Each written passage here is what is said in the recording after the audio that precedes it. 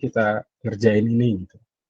Nah, baru tuh nanti teman-teman ngejelasin what-nya itu di plan gitu. Jadi kita berencana untuk membuat yang namanya machine learning untuk memprediksi itu apa pembatalan booking hotel gitu ya. Nah, baru kita dari plan itu kita kembangin gitu metodologinya apa, ini how-nya, business understanding, data preparation, modeling, evaluation. Ya ini mungkin deployment inilah kita apa. Saya silahkan kalau mau dibuat karena saya melihat waktunya juga mepet gitu ya teman-teman. Kalau memungkinkan ya bisa jadi nilai plus, tapi kalau enggak juga kalau menurut saya sih sudah cukup lah, yang penting bisa ngejelasin gitu ya di dalam sini. Nah, nanti di execute itu hasil modelnya seperti apa gitu.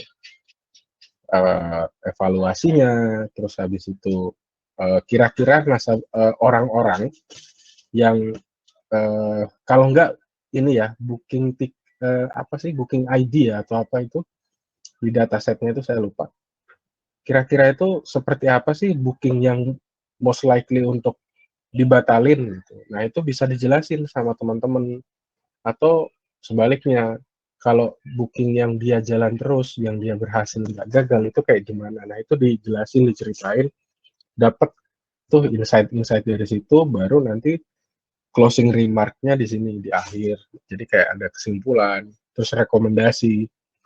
Jadi kalau nanti mau buka hotel itu harus yang kayak gini biar mengurangi yang namanya apa itu ya, mengurangi yang namanya pembatalan booking. Nah, gitu-gitulah. Sebenarnya kalau saya sih pribadi lebih ke ini ya, lebih ke esensi esensi teman-teman belajar data science itu kan sebenarnya ini ya, analisis, kemudian bikin predictive model, dapat pattern, pattern bisa dijelasin, ngasih rekomendasi, that's it. Jadi kalau deployment tuh ya ini tuh tanda kutip sebenarnya memang perlu gitu. Cuman ini bukan apa ya, bukan suatu core-nya kita sebenarnya gitu. Bukan core-nya data scientist. Tapi kita harus tahu yang namanya deployment tuh gini gitu, harus tahu.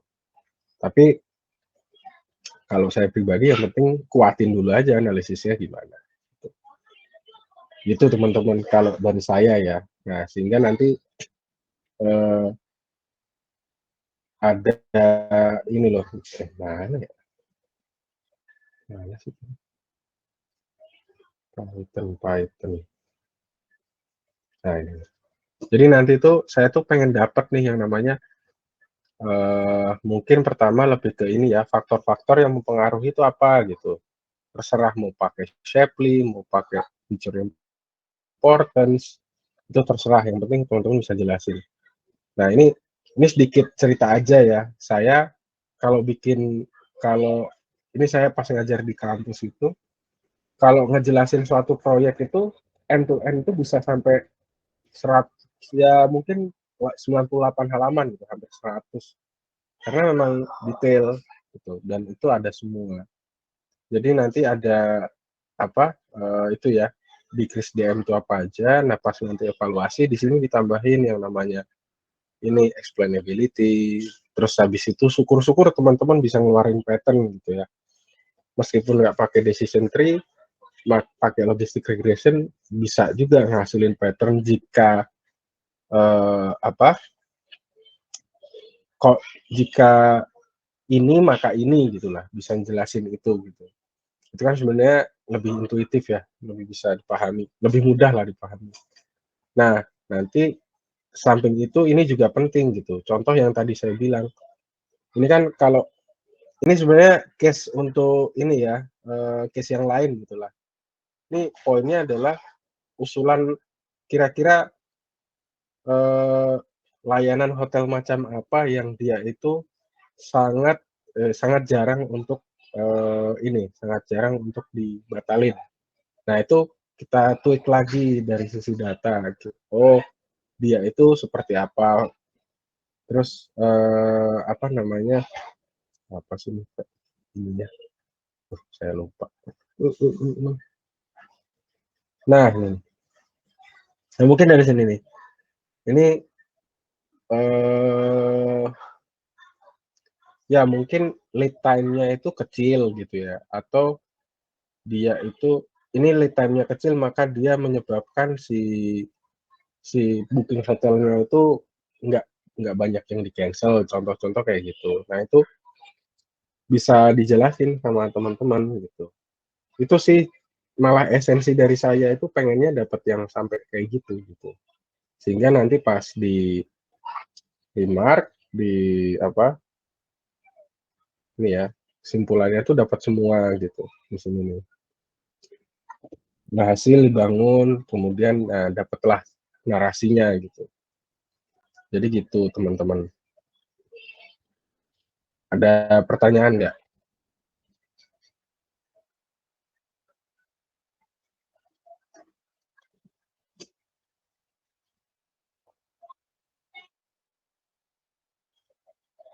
Iya, tapi yang jangan lupa ya kayak itunya tadi ya, inisiasinya gimana tadi, terus eh, latar belakangnya ya tadi ya, latar belakang, terus business understanding-nya gimana, data understanding-nya gimana, EDA gitu-gitu, data preprocessing diceritain juga, itu harus gitu. Tapi kalau yang saya aim gitu, itu ujungnya sampai situ tadi gitu, Mas. Mas, ya. Nggak perlu sampai deploy gitu, karena ya itu nilai plus gitu, bisa sampai deploy. Tapi kalau nggak bisa pun nggak apa-apa, karena waktunya mepet sih kayaknya.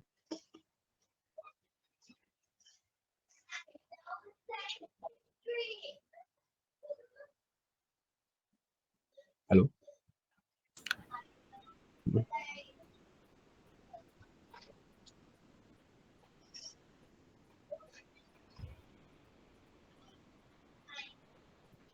Jadi kalau menurut saya itu gini sih, saya tuh sempat dulu tuh pada awal ini ya brief antar tutor itu sebenarnya saya ngusulin final project itu jangan sampai tuh inilah waktunya itu mepet dan tumpang tindih sama course, karena teman-teman itu pasti ngerjain bingung nih mau kerjain yang mana, yang course atau yang final project. Kalau yang di aim nanti final project pasti anak-anak itu teman-teman tuh nggak fokus untuk belajar dengerin gitu loh, tapi fokusnya untuk nyelesain projectnya dia.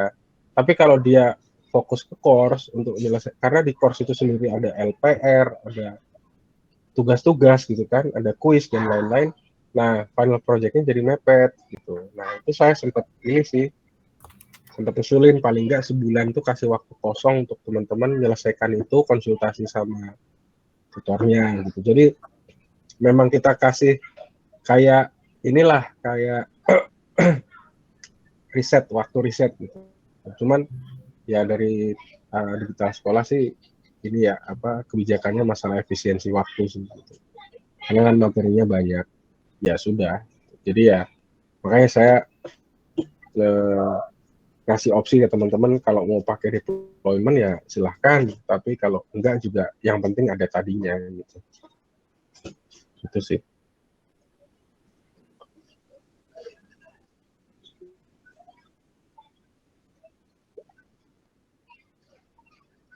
Hmm. Hmm, hmm,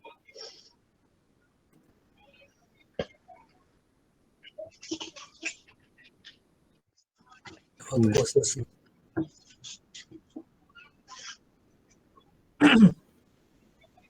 Hmm. Ya, ya itu memang eh ya itu kita makanya aku sempat ini ya sempat istilahnya nyampein gitu. Cuman ya dari tentang sekolahnya sendiri ada kebijakan lain ya ya sudah berarti mungkin gini aja teman-teman dibikin milestone gitu paling enggak eh, teman-teman tahu Trello nggak? Tahu Ada yang mas. ada orang IT kan ya. Tahu mas. Pernah Nah, pakai sih, tapi bukan orang IT mas. oh pernah pakai. Iya. Ya intinya itu teman-teman tuh belajar yang namanya konsep project management agile. Dimana di situ tuh di set dalam satu minggu. Jadi goalsnya itu adalah aku bikin final project selesai. Nah, tapi itu dibagi per sprint. Sprint itu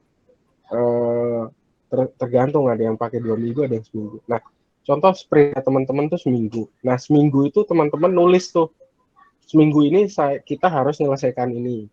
Nah, itu nanti tinggal dibagi aja tasnya itu apa aja gitu, ditulis gitu ya. Terus nanti to-do-nya apa, terus yang udah in progress apa. Ya ini apa namanya, maksudnya kalau saya ya caranya seperti itu. Jadi biar milestone gitu, nggak langsung yang loncat-loncat nanti lupa dan lain-lain, takutnya juga malah nggak apa ya, berantakan gitu. Nah, ya itu terserah lah cara teman-teman gimana, yang pasti ada milestone tiap minggu itu kita mau nyelesain apa sih, sehingga nanti di akhir pada saat mau present itu